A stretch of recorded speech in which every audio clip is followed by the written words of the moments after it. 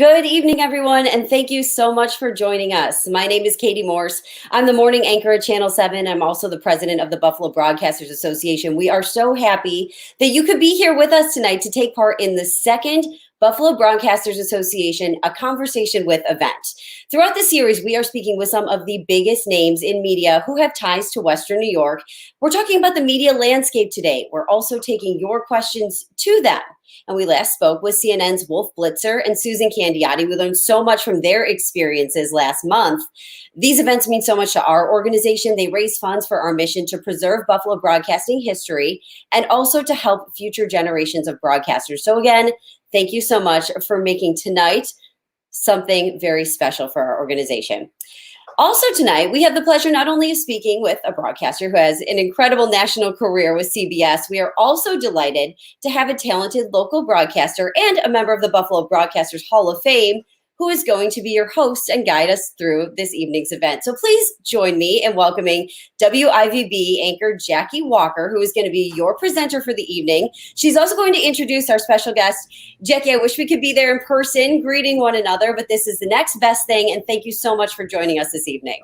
Thank you, Katie. It's been a pleasure working with you on this. And I'm thrilled to be here. I'm coming to you from my home. And I think a lot of us over this past year have gotten used to this kind of thing. It's been a very challenging year, of course.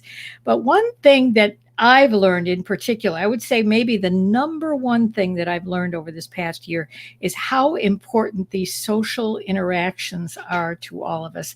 We need to be around people, albeit virtually tonight. But toward that end and the connection that we need to make, I want to introduce somebody who's connected to all of us because he's a hometown boy. He grew up in Tonawanda.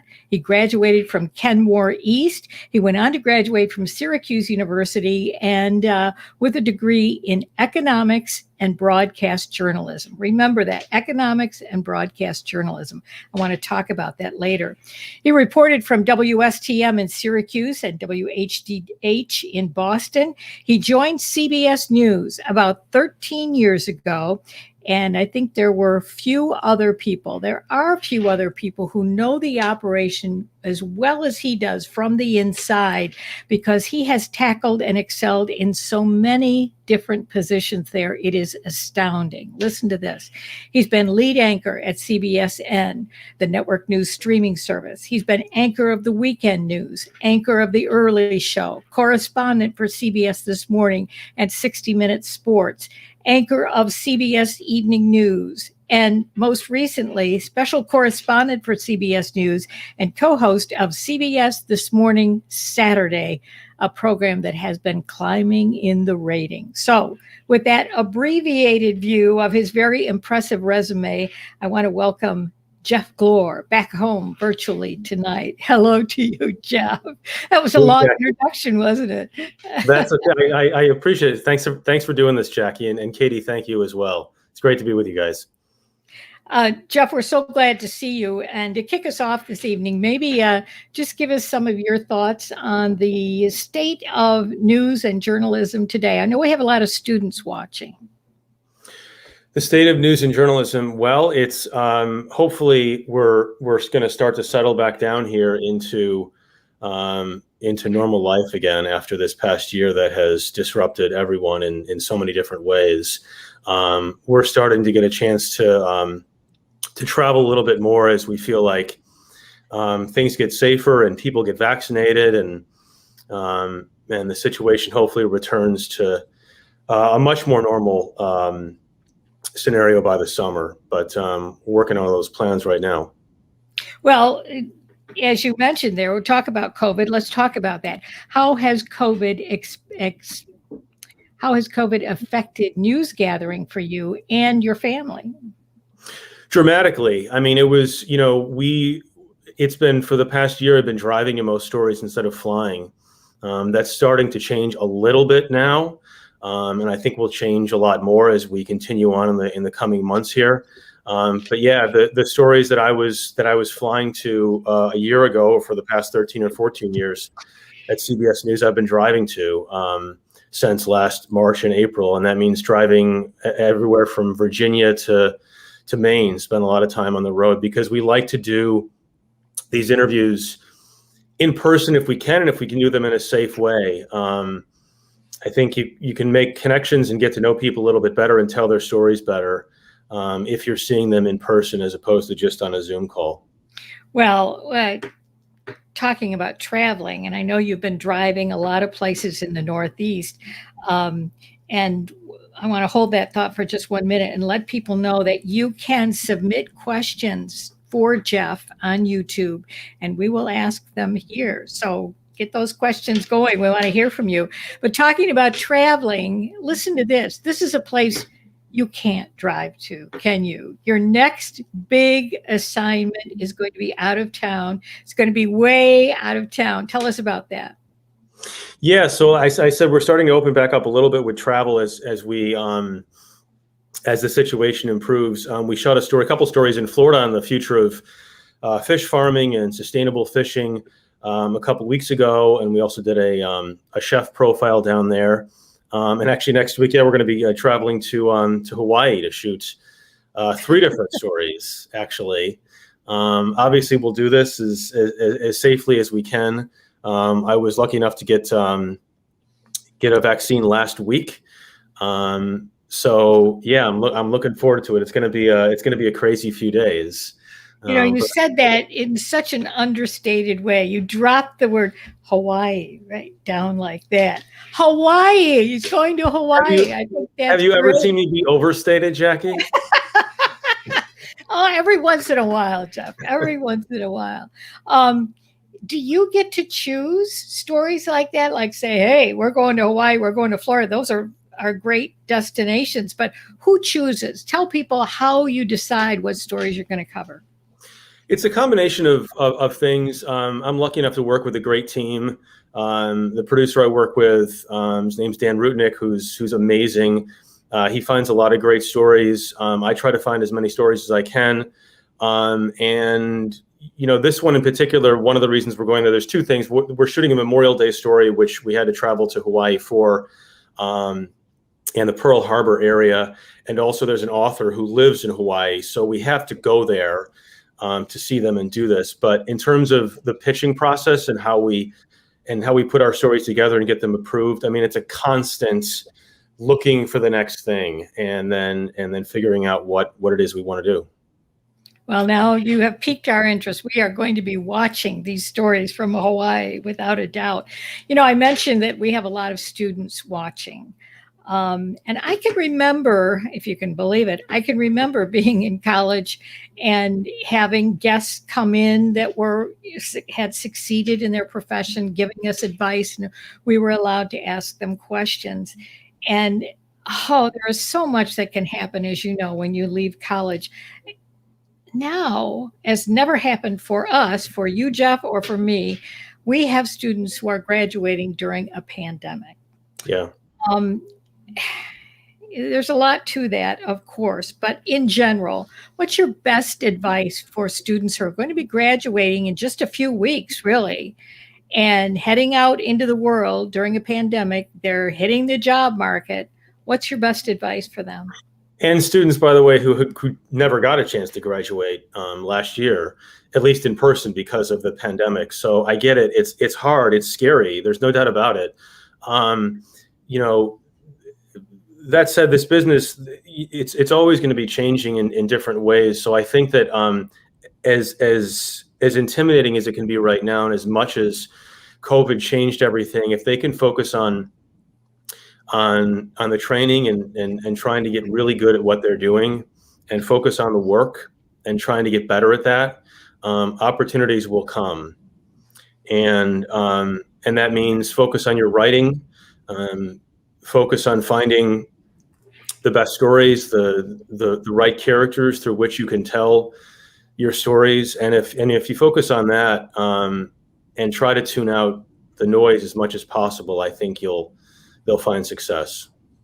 You talk about writing, and when I talk to young people from colleges, writing is pretty much the number one thing for me, because no matter what your position is going to be, in journalism or even outside of journalism, writing is so key. Can you talk about writing on the inside of the network there? Yeah, it's the number one thing. I mean, you have to be able to report out a story the right way and get the best information, but also then put that together into a story and into pieces that resonate with people. And that means practicing over and over again and writing and rewriting. And I think that it's not something that happens right away, and it's not something that happens overnight. I still encourage kids who may be in school still who are looking to get a job in journalism as a reporter or a producer or whatever else you got to file hundreds, if not thousands, of stories to hone your craft. There's no shortcut to it. There's no shortcut to it, and writing is key. Absolutely. We have a question that has come in from one of the members of the Buffalo Broadcasters and a longtime colleague of mine, Rich Newberg. I know he's watching. He says, many of us who anchored, and he did anchor, in fact, he was my co-anchor for a time, and then returned to straight reporting, found more satisfaction practicing journalism outside of the anchor desk. How have you handled the changes that you've been through? Because you've anchored, you still anchor, and you were also reporting, you're a correspondent. So how do you handle that? Yeah, I've been lucky enough in both my jobs in local news and at the network to almost have chances to both anchor and report and do correspondent work at the same time, whether it was anchoring weekends and reporting during the week, or what I'm doing right now also, which is anchoring on the weekends and then putting these stories together during the week. So I just think it's a great mix. I mean, they're two different muscles and they're two different jobs, anchoring and reporting. Do you have a preference? No, I'm still trying to get better at both of them all the time. And what do you say to young people who come to you, as many have to me, and I say, what do you want to do? And they say, I want to be an anchor. I want to be an anchor. Now, I have an answer for them. What's your answer for them? I cringe a little bit maybe sometimes because I think I think sometimes I don't want them to lose focus of working on that writing and working on putting stories together and reporting. And if they just want to be behind a desk and read, that's okay. But I've always found that trying to be as well-rounded as possible is a good route. You give a much more diplomatic answer than I give when they say that to me. To me, I do say you need to be a reporter before you can be an anchor. You need to know what it's like out there, and you need to write. You are exactly correct there. I have another question here coming in from another member of the Buffalo Broadcasters, one of our officers, in fact, Steve Reska. He says, what is the difference in selecting your stories for CBS This Morning Saturday versus the daily stories that you did for the evening news? And this is an interesting question because there is a different kind of tone. There's a different feel to what you're doing on Saturday versus the evening news. And yes, the basics stay the same, but what is your answer to this? Yeah, of course. I mean, the biggest difference, the main difference is obvious, is that if you're dealing with a nightly newscast, you're dealing with not as much time, 19 or 20 minutes once you subtract the commercials. So, you're talking about stories that are a minute and a half long, maybe 2 minutes tops in most cases. Whereas on Saturday morning, we're able to do stories that are more like 6 minutes or 7 minutes long. And so it takes more time to put those together, obviously, because it's a longer story.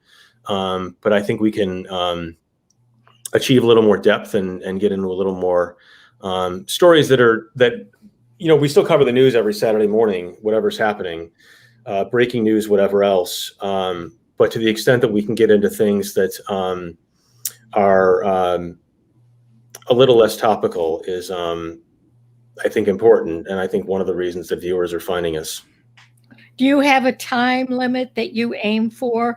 As most of us know in local television news, your report generally runs a minute 15 to a minute 30.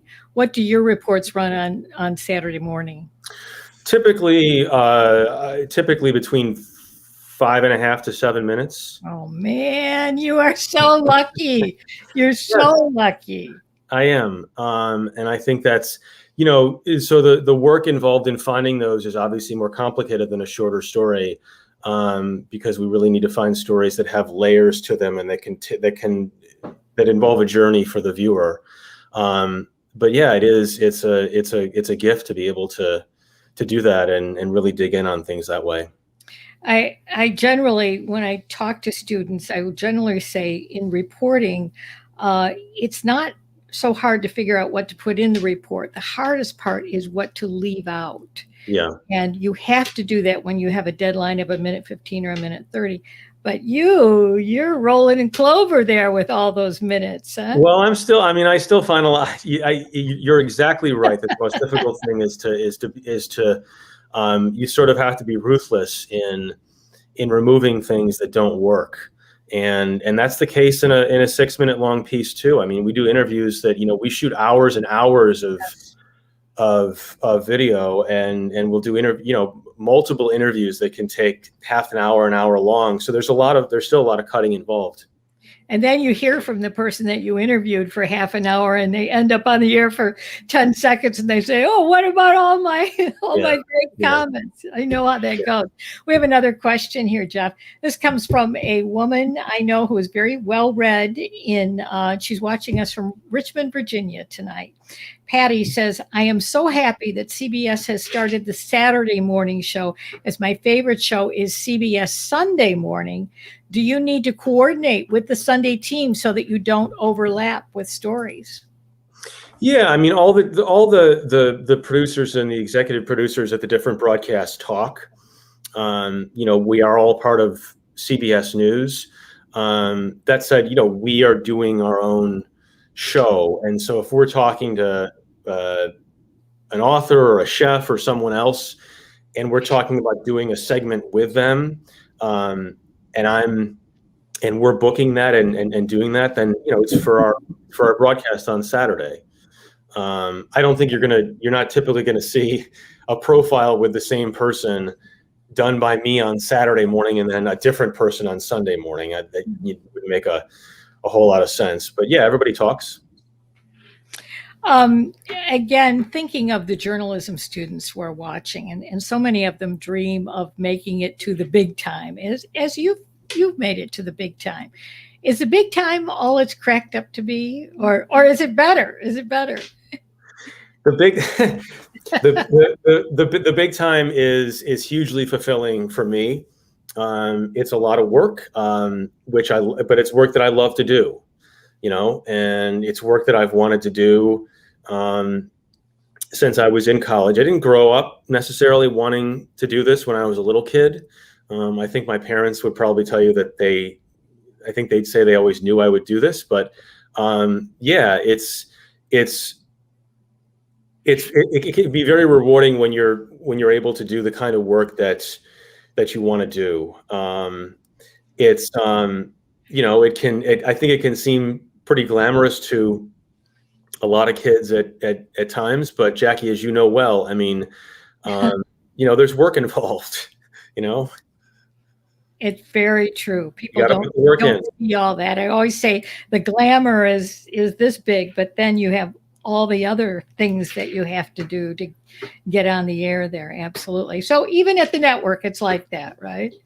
Yeah, no, I mean, it's great. I love it. And I love my job. And I think that's always something that someone should shoot for. I mean, when I sit down in front of a blank screen and start to put together a story, is that part of it fun? No, not necessarily. But when I'm actually finished, then it feels good. You know what? I'm going to right here ask the question that I know that some people who are not in this business are probably thinking, and that is, Jeff, do you write your own things, or does someone do that for you? I do. I mean, not always well, as my team will tell you. But yeah, I think it's important. I think it's very important for correspondents to write their own stories. I just think you have to provide your voice to a story, and it's just key. I mean, it's part of the process. If you're not part of the process, and if you're not deeply involved in researching stories and putting things together and everything, it's just not going to be as good. Now that said, there are scripts that I write that the version that I write to begin with is a very close version of what makes it on the air, and then there are stories that I write that get completely rewritten and redone, and that's thanks to the people that we work with. I'm very lucky to work with a group of folks who I trust completely, and I know that their interest is in putting the best story on the air. Yeah, and if they can make it better, they do. I think only people in this business can understand how true that is when you use the word trust. You need to be able to trust the people who are writing and rewriting your material. Now, I need to turn serious here, and we have a question coming in, and I had one like it as well prepared, but how important is good journalism, particularly in our divided nation? And we have Katie, who's a local journalist, asking, how do you deal and move past some of the current sentiment toward journalists and the wave of fake news? I mean, I think there's always going to be bad journalism out there, and I try not to spend a ton of time thinking about it because I'm focused on doing the best work that we can all the time. Some of the conversations on social media and other places can get really toxic really fast. And, there's bad work out there. There's bad journalism, just like there's bad work in pretty much any profession. But we try to focus on the good work and doing the best we can. Have you had anybody tell you that you're delivering fake news? I have. I'm sure there have been Twitter comments here and there over the years. Yeah. Not to my face, I don't think. Do you think that this whole conversation about fake news that's been going on in this country for the last few years, and calling journalists the enemy of the people, that kind of thing, how do you think this has affected the field of journalism? Well, I mean, I think that journalism and reporters have always sort of been the lowest hanging fruit a lot of times, whether it's people who don't like the coverage, and whether that's business people, politicians. It doesn't matter. I mean, it's just an easy thing to say, like, that wasn't fair. They didn't do a good job. That's fake. I mean, that's someone else saying that. And I think we need to focus on what we do the best way. And if we're confident that we're being fair and truthful in our reporting, then I feel comfortable with that. Okay, Jeff, we have another question coming in from Anne-Marie Franzak, who's quite involved in the journalism field here locally. And she's going to ask the same question that I was going to ask, and that is, how has your degree in economics come into play in your reporting? Or has I mean, not in huge ways, I guess. I mean, I'm not a business correspondent or a business reporter. I've done plenty of live hits from Wall Street and done business related stories in the past, not exclusively. So, the economics degree for me was, I think when I went to school, a lot of kids at Syracuse dual majored in political science. And I always enjoyed math and some of the numbers a little bit more. So I just chose to make economics my dual major when I chose.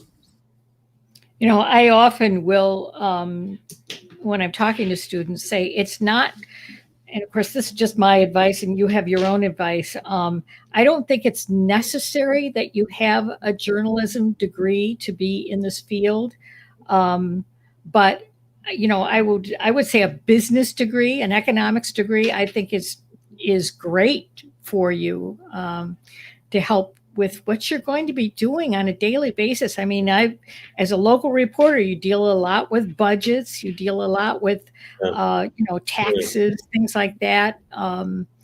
All financial issues come into play all the time in local reporting. So I always say, get a business degree or get an economics degree or something like that. It may help you along the way. Yeah, but I think ultimately all of it can help inform your reporting, but ultimately you have to learn you have to be able to continue to learn and pay attention to what's happening, and be able to teach yourself at how to get better at all of this. And that comes from, if you have a curiosity about the world and different stories and a passion to pursue them, it'll show up on TV. And you know what? That is so true in your case. People don't know something that I know from having done a couple of reports on you, and that is that you have been a voracious reader your whole life. I mean, to the point where I think you were gone in the house sometimes reading somewhere and your parents didn't know where you were. I think so. And by the way, speaking of your parents, I have no way of knowing if she's watching right now, but I did send the link to your mom, Karen, who lives here in Western New York and is so interested in what you're doing. I'm hoping that she's watching tonight. So we send a shout out to your mom. Excellent. Now, hi, Mom. Here's another person writing in who you may know. She says Taylor. Her name is Taylor. She interned for Saturday Morning in 2018. She's a Syracuse alum. She says hello to you. Hey, Taylor. And she says, have you had stories on Saturday Morning that just haven't worked or you've had to make a major change in? If so, how did you pivot? It's a good question. We had pretty much every story that we go out and shoot makes air. I think we had one or two stories that we shot pre-pandemic that never made air, only because it didn't feel right putting them on right after the pandemic started. And I know that at least one of them we're trying to return to, so we get that on the air. But there were a couple things that and then there were other things that we had planned that we wanted to shoot that we weren't able to do because we weren't able to do the travel at the time. So yeah, there's been a few things that we've had to, it's been a year of pivoting for everyone. Yeah, boy, isn't that the truth? We have another question coming in here from a fellow very well known in this area. He's a reporter, a writer, Bud Bailey, and he's a great traveler. He's been to so many great places in this country. You'd love to see his collection of blogs and photos. Bud says, when you first walked through the doors of CBS News in New York, you're following in the footsteps of Murrow, Cronkite, etc. How did you feel? I was just so scared that I just ran back out the door. It's inspiring to know that so many great folks work there and continue to work there. And, we learn from each other, and it's something that helps sustain us. It's not just the people who've been on the air at CBS News, it's the people behind the scenes and the producers and executive producers and others who've created this brand and this organization and have sustained it now for all these years. Well, is there thought given to that heritage, that mantle that you all wear, about the history of CBS News? Is there thought given to keeping that going and how important it is to keep the bar high? Sure. Yes, of course. The bar is always going to be high for me, and for the people that I like to work with, wherever it is. And the history and the stuff that CBS News has done in the past is certainly important, but it doesn't it doesn't help me when I'm sitting down to write a story or shoot a story, next week or the week after that. I'm just focused on doing the best that we can. We have a student watching, Sean Mickey. He's going to graduate from St. Bonaventure this year, and they have an excellent journalism program there. Sean says, how does pitching stories work at the networks? Are you pitching your own stories? Yes, I do. Yes, I mean, so it's a mixture. Sometimes you get assigned a story, and sometimes you're able to put your own and get your own on. Most of the stories that I do now are stories that either I pitch or that or the producer that I work with pitches, and it's just it's a process of putting together the story idea and trying to explain it in the best way possible and saying this is what we think can work. I'm lucky enough to have a wonderful executive producer who trusts us and knows that if we're pitching a story, like he might not be sold on it or not convinced, but he's like, convince me, show me what you can do, and I think we have a track record of being able to do that. And people wonder, where do those stories come from and how do they get a story on TV? People ask that. It's books I read. It's things I see in the news. It's ideas I have, thinking about, everything. I mean, there's not just one thing. You can't go to a website that says pitch this. You have to be creative in thinking about it and really relentless in keeping that going, and also using that word pivot again, pivoting to a wide range of stories, whether it's we did a nursing home investigation, COVID related, that was a pretty serious story. We do author segments, we do stories on chefs. So it's a mixture of all of it. There's no one particular way to pitch. I would say that generally speaking, if you're pitching, and it's helpful to refine that pitch as much as possible before you send it in. You can have brainstorming sessions with your colleagues or others, but when you're presenting someone, a formal pitch, it's good to have something that is easily digestible and that is well presented. Yeah, and I might say to the students out there on the local level here, someone like me, I'm constantly pitching stories. I can envision how the story would play out, and yet they get shot down all the time. It makes me crazy. It makes you crazy when your idea gets shot down. Well, and you also have to, that's part of the business, and that's part of getting better is getting told no. There's so many authors I talk to, and this story's been repeated throughout time, about, they get rejected for years and years and years before they're finally able to break through. You have to have confidence in your voice and what you want to do. We have a question here from the president of the Buffalo Broadcasters. We met her a little bit earlier, Katie Morse. And boy, this is a question on the minds of a lot of us in local news, because it has truly changed our whole workday. It has changed the way we look at our job. It has changed really our personal lives as well. And the question from Katie is, do you handle your own social media accounts? Do you find yourself posting often? And do you ever read the comments? I do handle my own social media accounts, all of them. So yes, I'm the one. If you see something posted, it's coming from me. Is that true at network? Yeah. Most everybody at the network handles their own. Yeah, generally speaking, I think. I mean, I think everybody does it in their own way, so I don't want to speak for anybody else, but just in terms of me, I do. We were lucky enough on the Saturday show, we just got our own social media manager who is just absolutely wonderful. Her name's Suzanne Kim, and we're super excited to have her. So it's nice to have that person who can do some extra things, and I know she has some ideas. She wants to get me on TikTok, which I'm Oh, I don't know how that's going to go. Do I find myself posting often? I would say not nearly as often as some people do. Is there a mandate from the network how often you should post? No. Okay, there is on the local level. I will tell you that, but go ahead. I try to do whatever I can to help our broadcast.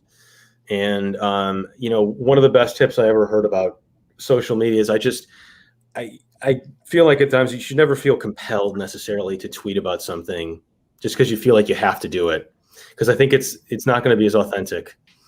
So I probably don't post in some forums. Nicole will look at like Instagram or other things. She's like, you haven't posted in like a month or two. I'm like, well, I don't know.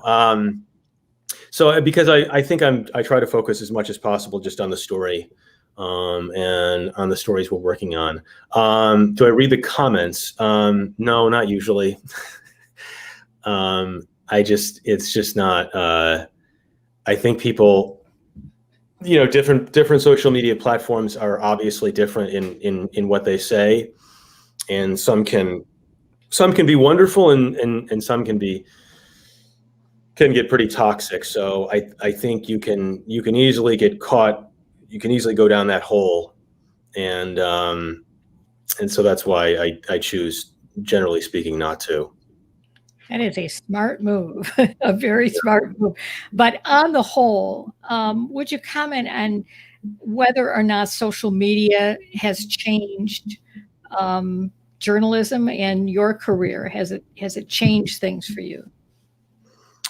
Sure. Yes, it has. I mean, it's another way to get information. I think Twitter can be very useful to get on some of the latest news, and there's some things you can find there that you can't find on television or in newspapers these days. It's just another way to get information out, and some of that information is good and some is really bad.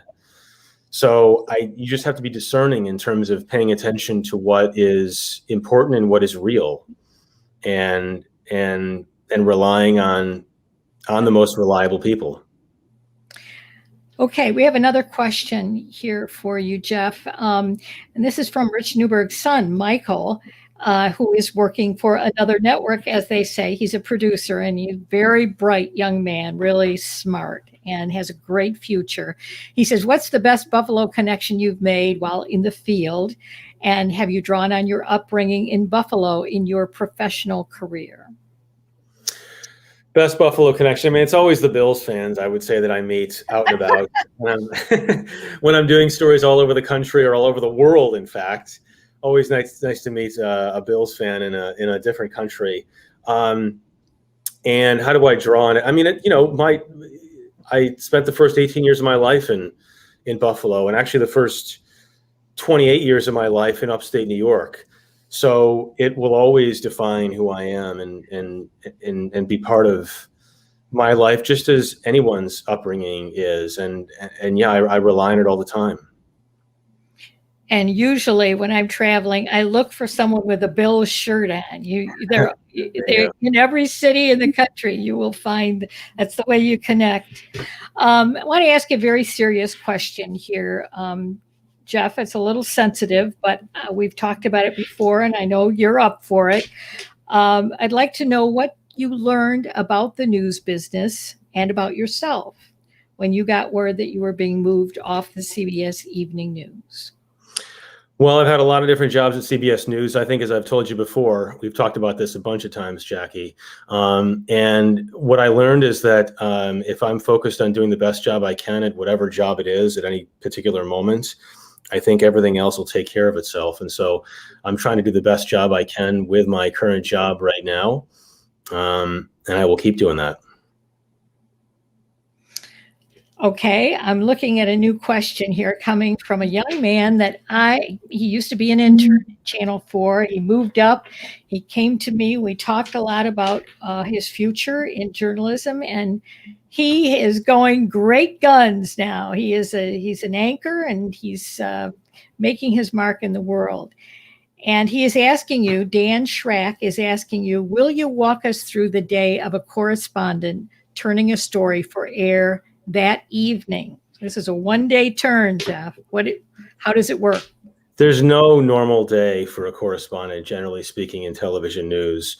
You can get a story if it's for that evening, you can get the story at 8 o'clock in the morning and be working on it up until 5 or 6 o'clock at night, or you can there can be a breaking news story, as you know, Jacquie, that happens at 4 or 4:30 in the afternoon, and you're just trying to gather information as quickly as you can. So I don't know that there really is no typical day, especially for breaking news or when you're covering day of news. It's all over the place.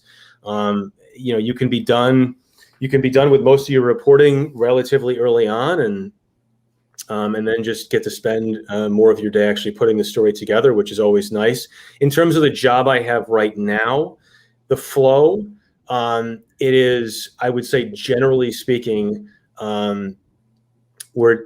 it can be different, because some weeks we can be shooting 2 stories or 3 stories, and then a following week we can be not shooting any stories and just putting them together. But if it's just one story, more often than not, it's a schedule like shooting a story, let's say like on a Monday and Tuesday, writing the story, let's say on Wednesday, and then editing it Thursday, Friday, and then the Saturday show happens. And then I usually try to take at least Sunday off, if not part of Monday. To watch the Bills games, of course, on Sunday. Right. But back to the one-day turn, how many people are working with you? Let's say that you're out in the field. How many people work with you? It's all over the place, and they've limited the crews during COVID, but generally speaking, if we're shooting a story like an interview I just did, the most recent interview I did was the interviewee. She had a couple folks helping her with the food. The producer I work with was there. We had 2 camera operators and 1 sound. Wow, that's nice. I hope you're enjoying that. I do, and they do a great job. They make us look good. Yes. Anne-Marie Franzak is asking a question again, which we're happy to hear from her, absolutely. And I'm sure she is a viewer of you on Saturday morning, because she's saying, what genre in books do you like to read? And what are you reading right now? What am I genre? It's probably more nonfiction than fiction. And I get a lot of books here because a lot of people are pitching books because they want authors or their upcoming books featured in our broadcast. Right now I'm reading an upcoming book that's coming out in a couple weeks by Paul Theroux, called Under the Wave at Waimea, which I'm really enjoying. I'm also reading a book concurrently with my son, who's in 5th grade. He's reading a book called The Witch of Blackbird Pond, which is a children's book that came out in the 50s and has been very famous for many, many years. So that's kind of fun to read something along with him. That is great. And along those lines, then, I want to ask you, you are interviewing a lot of authors and musicians and more, all the arts you're touching on. Are there 1 or 2 of these interviews that are especially memorable for you? No, I try to, it's like naming your favorite kid. I really try, we dive into these stories and we just immerse ourselves in the subject matter, whatever story it is we're doing, really intensely, for a short period of time. And then we turn out, soaking up as much information as we possibly can. And then we turn our story out and we turn to the next one. And so I love the process of learning about new things. I feel like I'm constantly moving on to a different subject every single week, sometimes multiple subjects in a week. And I think that keeps it very interesting and fresh. Talking about people you've interviewed, it occurs to me that you have interviewed a president, right? What president? Mm-hmm. Was it Twice. Trump? Twice. Okay. How did you feel about preparing for that? I mean, Was it a burden on you that you thought, oh my gosh, I got to be on my toes. I got to be great for this. This is the president of the United States. Was it a burden or was it exciting? Well, it's stressful for sure, but it's exciting to be able to research stories and come up with questions and have those conversations with people. Just like we're having a conversation right now. I enjoy that. I enjoy talking to people and I enjoy learning about them. And I think that one of the great things about interviews, and it doesn't matter who it is, whether it's a chef or an author or a president or anyone, one of the great things about doing these interviews is doing as much preparation as possible, so you know everything that you possibly can, but also being able to turn and being able to be extemporaneous in these interviews when something changes suddenly. You sort of just you do as much preparation as possible, right? And you get everything together, and then when the interview starts, you let it flow and you see where it goes. I can't tell you how many pages of questions and preparation that I've put in the circular file after the event.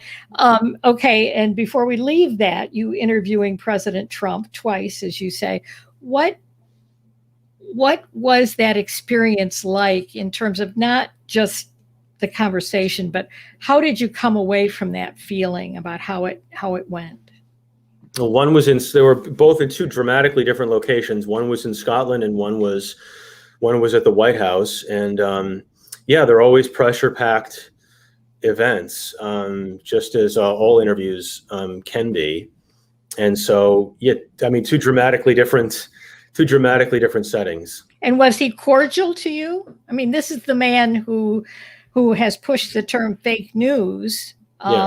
Did he bring that up with you at all? Did he act like you were bringing fake news to his doorstep? No, I don't think he used that word. Okay.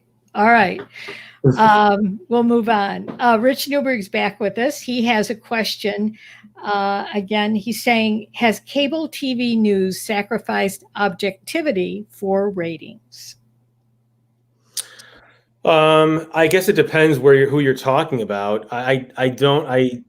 You might be surprised that, I watch television news, but sometimes I find myself not really watching a ton of it, not because I don't like it, but because I'm focused on either, putting together our story or dealing with family stuff or traveling.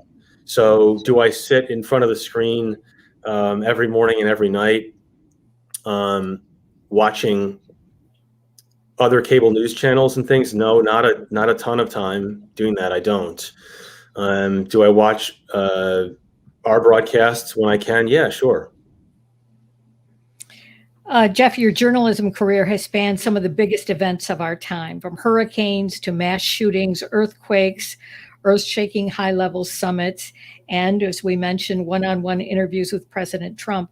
Some stories over time definitely stay with you as a reporter. I'd like you to speak about a couple of those if you can. And I'm not asking you, and I know that people always say, well, what's your favorite story? This is not your favorite story, but there are stories that stick with you. Can you give us a window on that? Anytime you're dealing with stories that deal with loss and people losing things or relatives or family members, I think those probably stick with me more than anything, because of the impact they have and because of the conversations you have with people and who are dealing with grief. So those are always going to be some of the most difficult stories.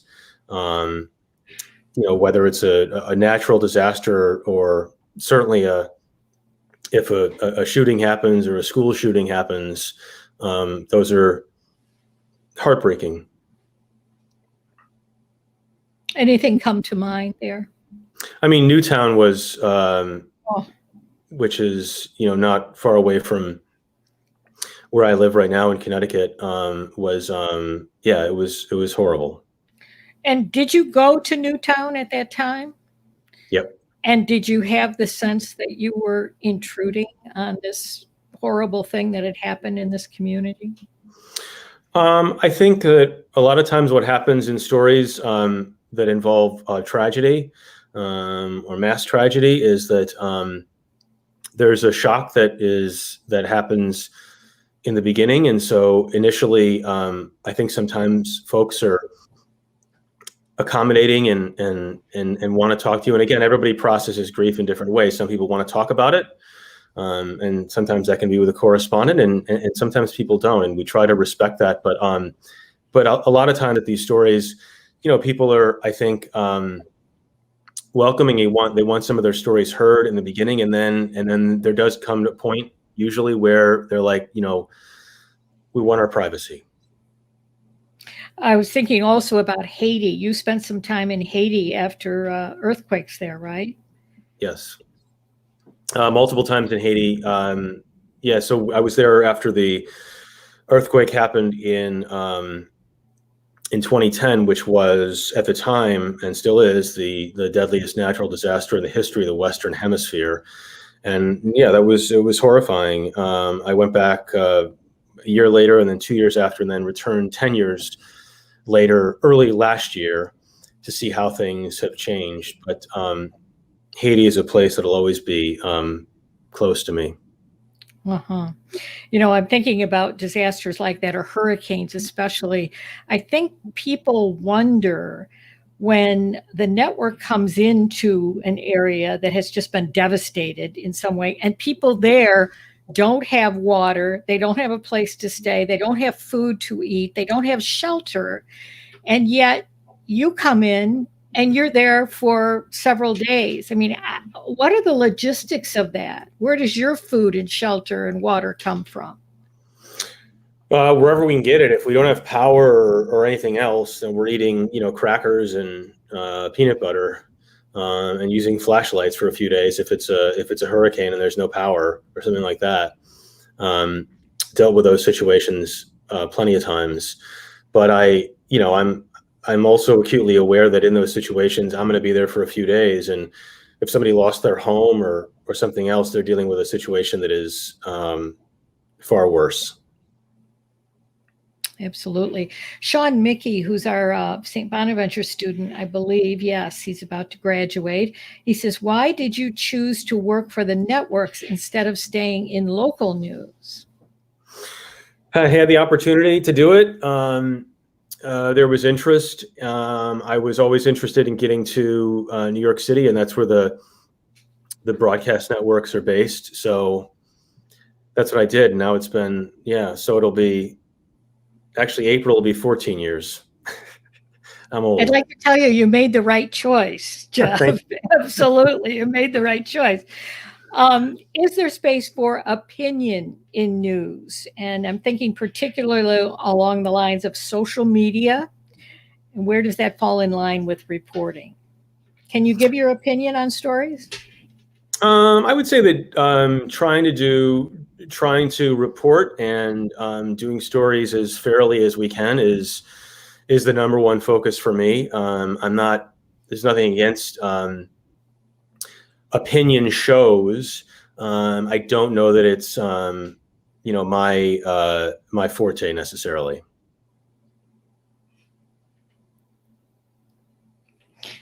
I'm laughing here, Jeff, because my husband has written in and said, Jeff, do you have any questions for Jacquie? Oh, do I have any questions? Here we go. The tables have turned, Jacquie. The tables have turned. My husband did that to us. It's fine. It's fine. I want to give you the opportunity, Jeff, to say anything that you want to say about journalism, about growing up in Western New York, about how the state of the world right now. I'd like to give you that opportunity.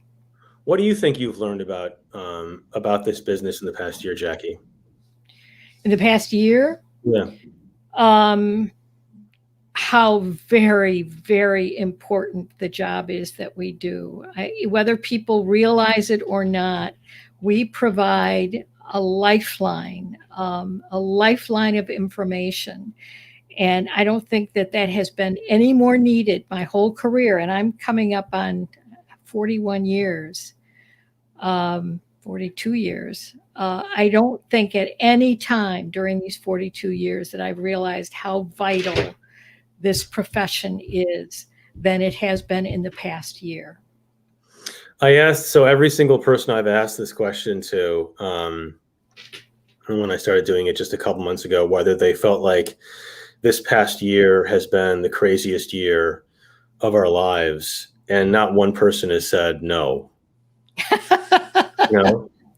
When you think about it, with everything else that has happened, I mean, it's just been such a shock. It's been everything turned upside down, everything that we knew, everything we depended on, everything that we thought was cast in stone. It's all been turned upside down in the past year.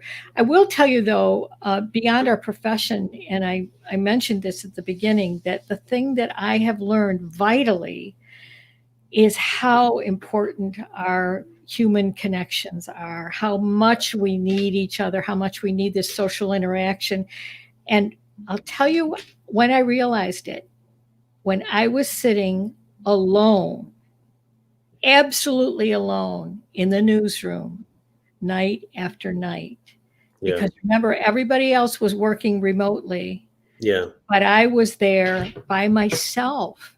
Yeah. And it was such a strange feeling that in 42 years, I never realized it was like that. We need each other. Yeah. Yeah. We're not born as to be completely isolated. I mean, some of us like the alone time, certainly more than others. But yeah, I think it's encouraging to think that all that seems to be changing now and getting back on track, and we can get back to living the way we did before. Hopefully, yes. I'd like to ask you, as we're coming down to the end here, but I haven't talked at all about your family, which is so important, as you know. Talk a little bit about growing up in Western New York and about your family now.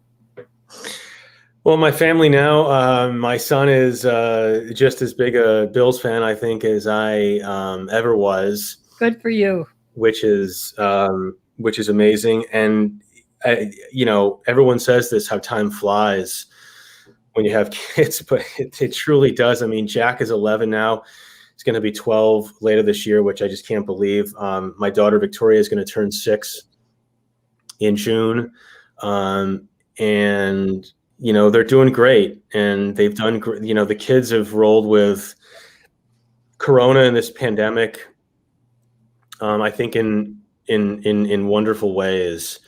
And I've learned watching them, and I'm curious about what, how they're going to see this when they look back decades from now, and I think about that a lot, but yeah, everybody's good. We're healthy.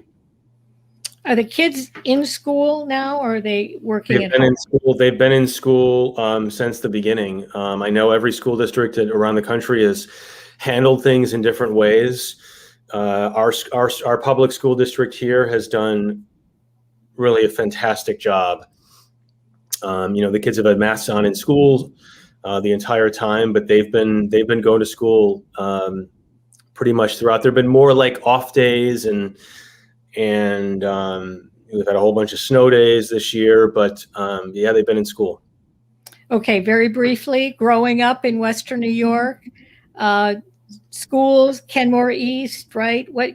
Give us a little bit of that flavor. Yeah, went to Edison for elementary, Hoover for middle school, Kenmore East for high school. I remember those. Edison was very close to where I grew up, but the walks to Hoover and Kenmore East were longer. And I remember those snowy, icy mornings, like they were yesterday. Sometimes I didn't take the bus. Thursday again. We walked every time, and I tried to be a tough kid. Like I never wore a hat or anything, and rarely did gloves. And I remember showing up sometimes just like frozen. But I hope it builds character. I think it absolutely has, Jeff. Jeff, I want to thank you so much for giving us this time. I know you have a million other things to do, including filing a story tonight. So we wish you well with that. But I think it's great for you to share your experiences, your ideas, your thoughts with the folks back home, because people love you. They're interested in your career and in you as a person. You're so very well thought of here. So we appreciate your time, Jeff. Thank you, Jackie. And can I give a special shout out to your technical assistant, your husband there tonight? I think he's off in the background. I'm not sure if we see him or not, but I got to say hi to him really quickly before. Anyway, so thank you. Thank Katie. Thanks, Steve. Thank you all for having me. All right, Jeff, thank you. We'll talk again. Okay, Jackie, can't wait. Good to see you. Bye, guys. And I just have a couple things to say before we sign off. Things that are important, I think, for you to know. If you enjoyed this program tonight, there are many opportunities to see what the Buffalo broadcasters are doing in our broadcast community. They're now working in conjunction with SUNY Buffalo State College. They have produced a new television show called Broadcasting Buffalo. It's a social interest program. It airs 6:30 on Saturdays on My TV, WNYO. Both the students and our organization have been working very hard on this project, so we would love it if you would check that out. I'm going to be looking at it. I do want to remind you, this is very important to me, that the Buffalo Broadcasters Association has launched a project to digitize and preserve decades of Buffalo television news film that is already deteriorating at all local television stations. Believe me when I tell you this, because I see it in the station. We have tape from 20, 30, 40 years ago that's on the shelves deteriorating right now. We need to save it. We need to. Your help is needed. I would urge you to watch a special hour produced by Rich Newberg that will air on Channel 4, April 13th, entitled The Buffalo Story, History Happens Here. This is exciting, an hour of prime time for you to see what the news film, what we have on news film that we're trying to preserve. Rich Newberg, I've worked a little bit with him on this project, but he and photographer editor Tommy Vetter are putting this together, and it is well worth your time as a journalist to watch it. I beg you to do that. April 13th. As always, you can learn about the latest BBA events through the social media pages, which you can follow here and on our website. We're always looking for new members, both in and out of the broadcast field, so you can join right on the Buffalo Broadcasters website. I want to thank you so much for your time tonight. Thanks for being with us. We enjoyed this. I'll look for you tonight on News 4 at 11. Good night.